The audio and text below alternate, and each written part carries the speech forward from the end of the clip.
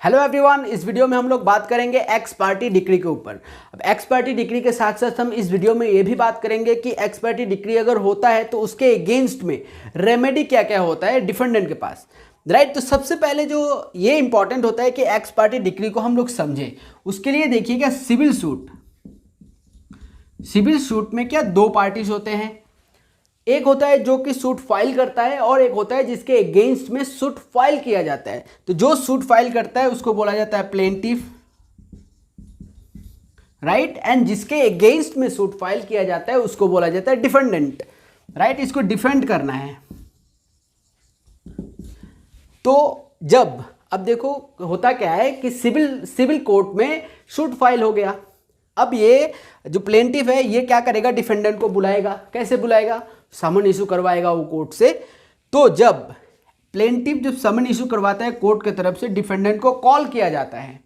And अगर defendant के पास properly समन सर्व हो गया है, उसके बावजूद भी डिफेंडेंट नहीं आता है, राइट, तो उसमें क्या होता है, कोर्ट जो है वो एक x party x party order pass करता है कि ये जो सूट है ये एक्स पार्टी ही हार्ट किया जाएगा। अब इसका जो प्रोविजन है ये देखिए, ऑर्डर 9, राइट, ये ऑर्डर 9 रूल 6(1)(a), राइट। इसमें बताया गया है क्या, व्हेन समन ड्यूली सर्व्ड, जब डिफेंडेंट को समन ड्यूली सर्व हो गया, if it is proved that the summon was duly served, the court may make an order that the should be heard ex party, right. ये बताया गया है कि जब समन ड्यूली सर्व हो गया है डिफेंडेंट को, in spite of that defendant is not appearing in the court to defend himself, तो उस केस में क्या होगा,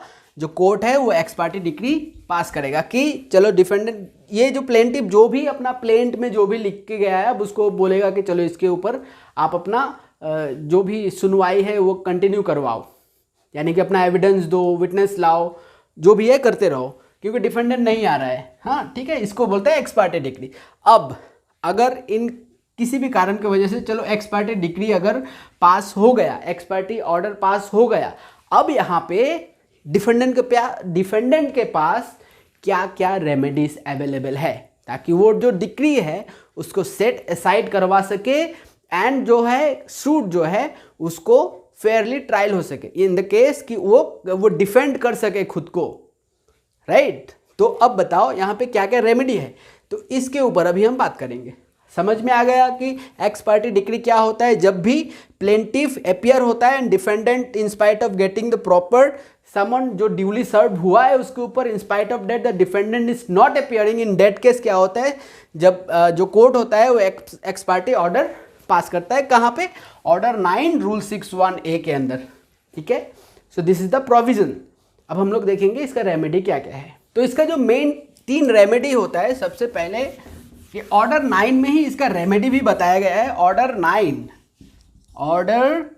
9 रूल 13, इसमें क्या दिया गया है, इसमें जो है डिफेंडेंट एक पिटिशन फाइल कर सकता है कोर्ट के पास, किस लिए, कि सेट असाइड करो, ये जो आपने ऑर्डर पास किया इसको सेट असाइड करने के लिए एक पिटिशन फाइल कर सकता है। तो एक ये रेमेडी हो गया।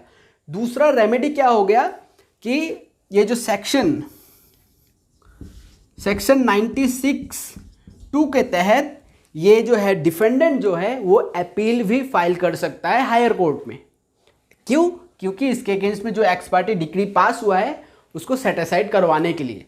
And third one is that कि सेक्शन 115 के अंडर में ये एक रिवीजन फाइल कर सकता है,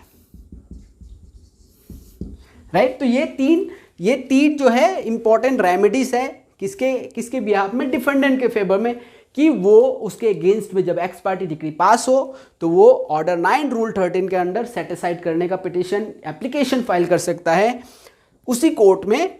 उसके बाद सेक्शन 96(2) के तहत वो अपील फाइल कर सकता है हायर कोर्ट में, एंड 115 के तहत वो रिवीजन भी फाइल करवा सकता है।